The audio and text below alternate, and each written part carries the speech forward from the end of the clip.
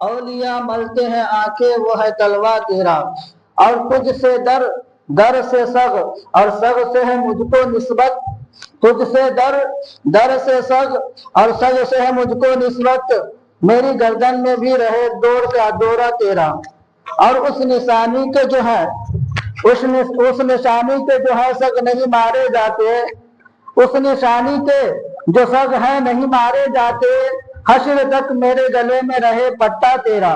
اور فرماتے ہیں کس گلستان کو نہیں فصل بہاری سے نیاز، کون سے سلسلہ میں فیض نہ آیا تیرا، راج کس شہر میں کرتے نہیں تیرے خدام، باج کس نہر سے لیتا نہیں دریا تیرا۔ اور فرماتے ہیں تیری سرکار میں لاتا ہے رضا اس کو شفیع، تیری سرکار میں لاتا ہے رضا اس کو شفیع، جو میرا غوث ہے اور لاڈلا بیٹا تیرا، جو میرا غوث ہے اور لاڈلا بیٹا تیرا۔ برادران ملت اسلامیہ، میں نے جس آیت کریمہ کی تلاوت کا شرف حاصل کیا، اللہ تبارک و تعالی قرآن مقدس میں ارشاد فرماتا ہے الا ان اولیاء اللہ لا خوف علیہم ولا هم یحزنون، بے شک اللہ کے ولیوں کو نہ کچھ غم ہے اور نہ کوئی خوف۔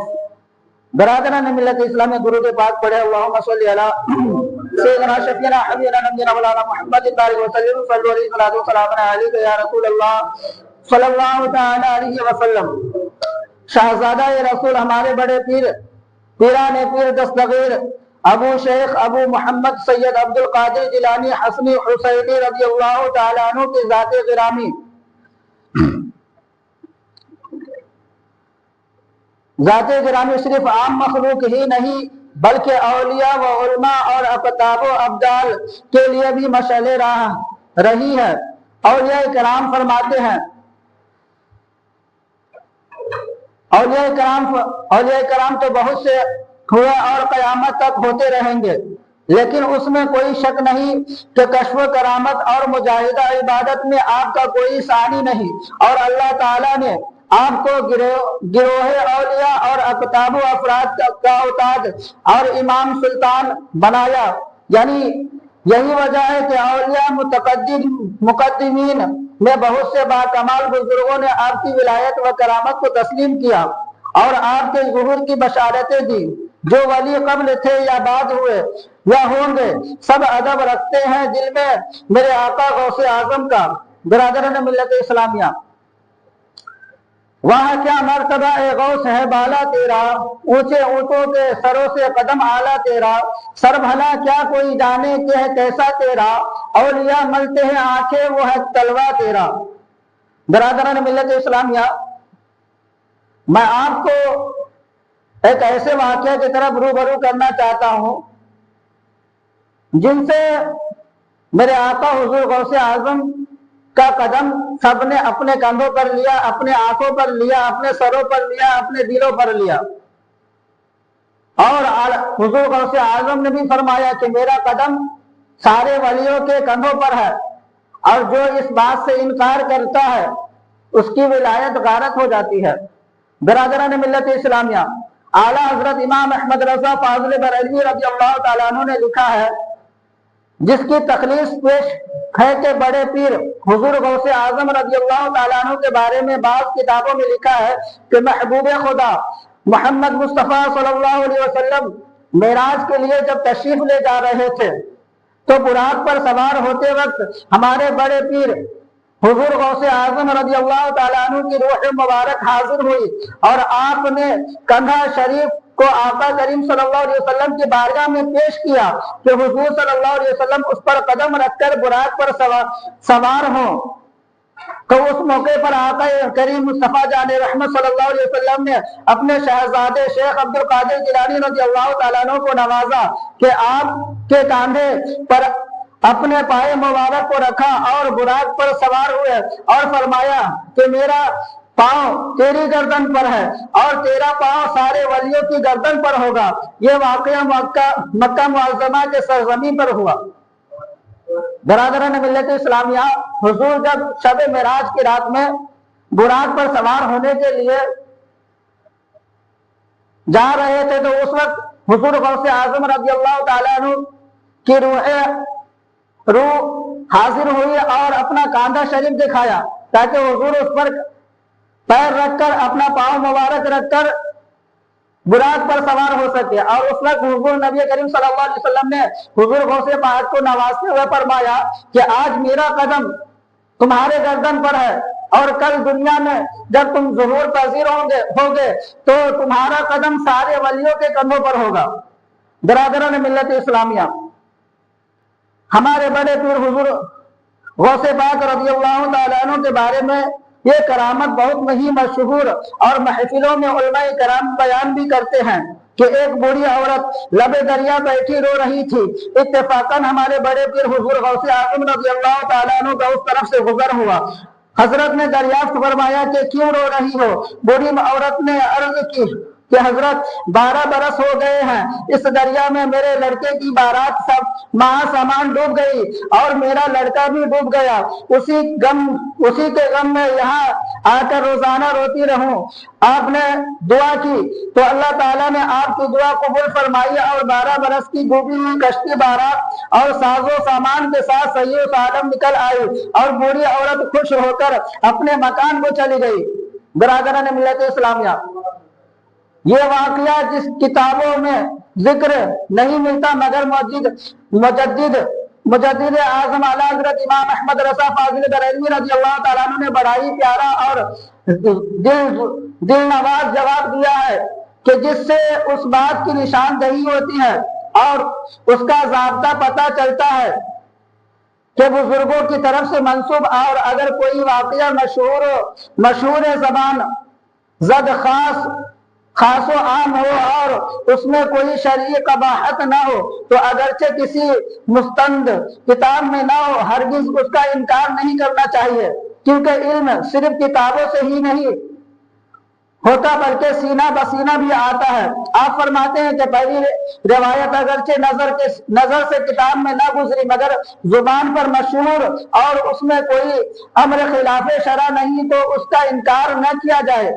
برادران ملت اسلامیہ، آپ ذرا غور کریں کہ حضور غوث پاک 12 برس کی ڈوبی ہوئی کشتی کو ساز و سامان بارات سمیت سمندر سے نکال لیے، دریا سے نکال لیے، مگر ذرا غور کیجئے کہ 12 برس میں اس بارات کے ساتھ، اس دلہے کے ساتھ اور کشتی کے ساتھ کیا ہوا ہوگا؟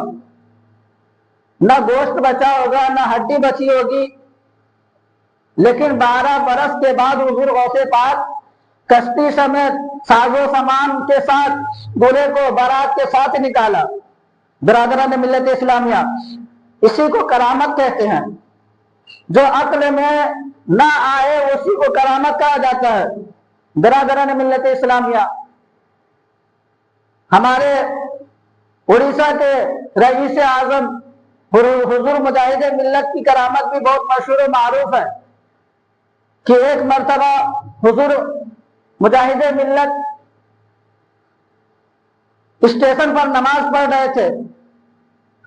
آج ہم لوگ نماز پڑھتے ہیں تو ہمارے دل میں خیال رہتا ہے کہ اگر ہم نماز پڑھیں گے تو ہمارا کام بگڑ جائے گا، ہم نماز پڑھیں گے تو ہمارا روزی چھن جائے گا، ہم نماز پڑھیں گے تو ہمارے بال بچے بھوکے رہ جائیں گے۔ لیکن برادران ملت اسلامیہ، آپ اللہ کے اوپر بھروسہ رکھیے، نہ آپ کا روزی چھینے گا، نہ آپ کے بچے بھوکے رہیں گے، لیکن ہم اللہ کے اوپر بھروسہ نہیں رکھتے، یہی وجہ ہے کہ ہم آج پریشان حال نظر آتے ہیں۔ لیکن وہ حضور مجاہد ملت، نماز کا وقت ہو گیا، اسٹیشن پر نماز پڑھنا شروع کر دیے۔ اگر وہ چاہتے تو آپ کی طرح سوچ سکتے تھے، لیکن وہ اللہ کے ولی ہیں۔ ہم جیسے دیندار جس طرح گناہوں میں ملوث رہتے ہیں، اللہ کے ولی پاک و شفاف رہتے ہیں۔ برادران ملت اسلامیہ، نماز پڑھنا شروع کر دیے۔ جب تک نماز نہ ختم ہوئی، حضور مجاہد ملت ٹرین میں نہ سوار ہو گئے، تب تک ٹرین سیٹی پہ سیٹی مارتی رہی، لیکن آگے چلنے کی نام نہیں لے رہی ہے۔ آگے بڑھی نہ ریل تو ہونے لگی حیرت، سیٹی بجا کے کہنے لگی آئیے حضرت، برادران ملت اسلامیہ، لیکن آپ سچے عقیدت کے ساتھ، سچی محبت کے ساتھ اللہ کی بارگاہ میں نماز پڑھیے اور دیکھیے پھر اس کا اجر کیا ملتا ہے آپ کو۔ آپ کے پریوار خوش رہیں گے۔ آج ہم لاکھوں روپیہ کما لیتے ہیں، ہزاروں روپیہ کماتے ہیں، لیکن چین نہیں، سکون نہیں۔ آخر وجہ کیا ہے؟ ہم نماز سے دور ہے، ہم قرآن سے دور ہے، ہم صدقہ خیرات کرنے کے لیے، اپنے جیب سے پیسہ نکالنے کے لیے زحمت نہیں کرتے۔ آج مسجد کے امام کے لیے، چندہ کے لیے 10 مرتبہ لوگ دوڑاتے ہیں۔ کوئی کہتا ہے کہ میرے پاس یہ مہینہ میں نہیں ہے، وہ مہینہ میں نہیں ہے، لیکن سارا چیز کے لیے اس کے پاس پیسے ہیں، لیکن جب اللہ کے گھر کی باری آئے، اللہ کی راہ میں خرچ کرنے کی باری آئے، آپ دنیا میں کیا کمائے، کیا کھائے، کیا لے کے گئے، یہ سارا چیز حساب دینا پڑے گا۔ لیکن جو اللہ کی راہ میں خرچ کیے، صدقہ کیے، یا جو بھی کچھ اللہ کی راہ میں 1 روپے بھی نکالے، اس کا کوئی سوال نہیں ہوگا۔ لیکن آپ ڈانس باجا میں، ڈی جے میں پیسہ خرچ کرتے ہیں، اللہ تبارک و تعالیٰ اس کا جواب لے گا۔ آپ اپنی اولاد کو انگلش میڈیم میں پڑھاتے ہیں، اولاد بھی ایک نعمت ہے۔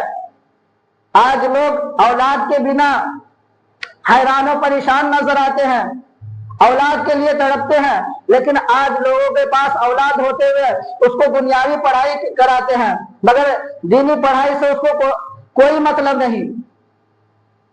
ہم دینی فکر کے، ہم اپنے سوچ سے دینی فکر نکال چکے ہیں۔ اللہ تبارک و تعالی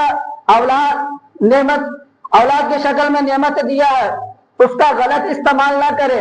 آپ ڈاکٹر بنائیے، لیکن اس کے ساتھ ساتھ آپ کا بچہ حرام و حلال کو فرق کر سکے۔ آج ہمارے معاشرے میں، ہمارے سماج میں صرف قرآن شریف ناظرہ پڑھا لے نہیں، اعلیٰ دینی تعلیم سمجھتے ہیں۔ قرآن شریف پڑھا لیا، بہت پڑھ لیا میرا بچہ، لیکن اس کو نماز کا طریقہ پتہ نہیں، پیشاب کرنے کا طریقہ پتہ نہیں، وضو بنانے کا طریقہ معلوم نہیں، اس کا پکڑ بھی سخت ہوگا۔ صرف آپ کے پاس 10 تو اولاد ہو گئے، 5 تو اولاد ہے، 2 تو اولاد ہے، لیکن اس کا پرورش کیسے کی ہے؟ نبی کریم صلی اللہ تعالی علیہ وسلم نے تو فرمایا کہ جس کے گھر میں ایک بیٹی ہے وہ جنتی ہے، لیکن جنتی ہونے کی دلیل بھی ہونی چاہیے کہ کس طرح جنتی ہے۔ کیا صرف بیٹی پیدا ہو جانے سے وہ باپ جنتی بن جائے گا؟ کیا بیٹا پیدا ہو جانے سے اس کا باپ جنتی بن گیا؟ حضور فرمایا کہ جس کے گھر میں 2 بیٹیاں ہو، جو 2 بیٹی کا باپ ہو وہ جنتی ہے۔ پھر فرمایا کہ جو 3 بیٹی کا باپ ہو وہ بھی جنتی ہے، لیکن جہنمی بھی بن سکتا ہے۔ جو 1 بیٹی کا باپ بھی ہے وہ بھی جہنمی ہے، جو 2 بیٹی کا باپ ہے وہ بھی جہنمی ہے، جو 3 بیٹی کا باپ ہے وہ بھی جہنمی ہے۔ جنتی بولے، حضور فرمائے، ایک مرتبہ حضرت حضور نبی کریم صلی اللہ علیہ وسلم گھر کے اندر تشریف لائے اور فرمایا، اے عائشہ تم کیا مانگنا چاہتی ہو مانگو، تمہیں عطا کیا جائے گا۔ حضور بہت خوش تھے۔ حضرت عائشہ صدیقہ رضی اللہ تعالیٰ عنہ سے کہا کہ اے عائشہ تم کیا مانگنا چاہتی ہو، آج مانگو تمہیں عطا کیا جائے گا۔ حضرت عائشہ دوڑی دوڑی اپنے گھر آئی اور اپنے ابو جان حضرت ابو بکر صدیق رضی اللہ تعالیٰ عنہ سے کہنے لگی، ابا جان حضور نبی کریم صلی اللہ علیہ وسلم نے مجھ سے کہا ہے کہ اے عائشہ آج تم کو جو مانگنا ہے مانگو تمہیں عطا کیا جائے گا، میں ایسا کیا چیز مانگوں؟ تو حضرت ابو بکر صدیق رضی اللہ تعالیٰ عنہ نے کہا کہ بیٹی جاؤ حضور سے وہ چیز مانگو جو معراج میں اللہ اور اس کے درمیان جو باتیں ہوئی تھی وہ کیا بات تھی۔ عائشہ گئی حضور کے پاس اور جانے کے بعد بولے کہ اے میرے سرتاج، اے میرے شریک حیات، آپ مجھے وہ باتیں بتا دیجئے جو معراج میں آپ اور اللہ کے درمیان باتیں ہوئی تھی۔ تو حضور نبی کریم صلی اللہ علیہ وسلم نے فرمایا کہ کوئی ایک انسان دو انسان کو ملا دے تو وہ جنتی ہے۔ پھر حضرت عائشہ صدیقہ رضی اللہ تعالیٰ عنہ اپنے گھر واپس آتی ہے اور اپنے ابو جان حضرت ابو بکر صدیق رضی اللہ تعالیٰ عنہ سے کہتی ہے کہ ابا جان، حضور نے فرمایا ہے کہ معراج کے درمیان جو حضور اور اللہ کے درمیان باتیں ہوئی وہ یہ بات ہے کہ جو کوئی شخص دو لوگوں کو ملا دے وہ جنتی ہے۔ تو حضور نبی کریم حضور حضرت ابو بکر صدیق رضی اللہ تعالیٰ عنہ نے کہا کہ اے عائشہ، تم کیا جانتی ہو کہ اس کا الٹا کیا ہو سکتا ہے؟ جو شخص ایک دوسرے کو جدا کر دے، اس کا الٹا بھی ہے کہ جو شخص ایک دوسرے کو جھگڑا لگوا دے، ایک دوسرے میں فتنہ فساد کروا دے، وہ جہنمی ہے۔ جس طرح دو لوگوں کو ملانا جنتی ہے، اسی طرح دو لوگوں کو جدا کرنا بھی جہنمی ہے۔ برادران ملت اسلامیہ، اس سے ہمیں سبق حاصل کرنا چاہیے کہ جو ایک دوسرے سے نفرت پیدا کی ہے، مومن کی علامت ہے کہ وہ ایک مومن دوسرے مومن سے 3 دن تک اگر وہ ناراض رہا، آپس میں مشورہ نہیں کیا، آپس میں صلح نہیں کیا، تو حضور کو یہ ناگوار پہنچتا ہے۔ اور اللہ تبارک و تعالیٰ اس کو کبھی برداشت نہیں کرتا کہ ایک مومن دوسرے مومن سے ناراض رہے۔ لیکن ہمارے معاشرے میں کیا ہے؟ ہم ایک دوسرے سے لڑتے رہتے ہیں، ہمیشہ ایک دوسرے کا جان لینے کی کوشش کرتے ہیں۔ برادران ملت اسلامیہ، آپ کو اولاد دیے ہیں تو آپ دنیا کی ہر تعلیم دے دیجئے، لیکن اس کے ساتھ ساتھ اتنا علم تو سکھا دیجئے اپنے بچے کو کہ وہ حرام حلال کا طریقہ معلوم ہو جائے اس کو۔ علم دین اس لیے سیکھنا ہر مسلمان عورت پر فرض کیا گیا ہے کہ اگر اس کے پاس علم نہیں رہے گا تو وہ وضو بنانے کا طریقہ نہیں جانے گا، وہ غسل کرنے کا طریقہ نہیں معلوم کر سکے گا، وہ نماز پڑھنے کا طریقہ نہیں معلوم کر سکے گا۔ علم ہی ہے۔ آج لوگ نماز پڑھتے ہیں لیکن 100% میں صرف 5% نماز پڑھنے کا طریقہ معلوم ہوگا مسلمان کے اندر، اور وہ 5% میں صرف عالم علماء ہوں گے۔ ابھی تک لوگوں کو نماز کا طریقہ معلوم نہیں ہے۔ لوگ نماز پڑھتے ہیں لیکن جاننے کی بھی کوشش نہیں کرتے، اور یہ دماغ میں سوچ بیٹھا لی ہے کہ اللہ معاف کر دے گا۔ علم ایسی ہی فرض قرار نہیں دیا گیا۔ ماں کے گود سے لے کر قبر تک پہنچنے تک آپ علم حاصل کیجئے۔ علم کے لیے کوئی عمر مقرر نہیں ہے، علم کے لیے کوئی عمر مقرر نہیں۔ آپ 50 سال کے ہو گئے، آپ 60 سال کے ہو گئے، آپ 70 سال کے ہو گئے، لیکن آپ کے دل میں علم سیکھنے کا جذبہ ہے، آپ شوق رکھتے ہیں، تو آپ 50 سال کی عمر میں بھی علم سیکھ سکتے ہیں۔ ہم نے تو کہا ہے کہ جو شخص آئے گا میرے پاس میں ان کو سکھاتا رہوں گا، لیکن لوگوں کے پاس ٹائم نہیں ہے۔ ہمارے نوجوان تو دنیاوی لو لعب میں کھوئے ہوئے ہیں۔ برادران ملت اسلامیہ، آج لوگ تعدادوں میں نماز پڑھتے ہیں لیکن نماز پڑھنے کا کم لوگ جانتے ہیں۔ نماز تو پڑھتے ہیں لیکن ان کو تحیات پڑھنے کا طریقہ معلوم نہیں ہے۔ برادران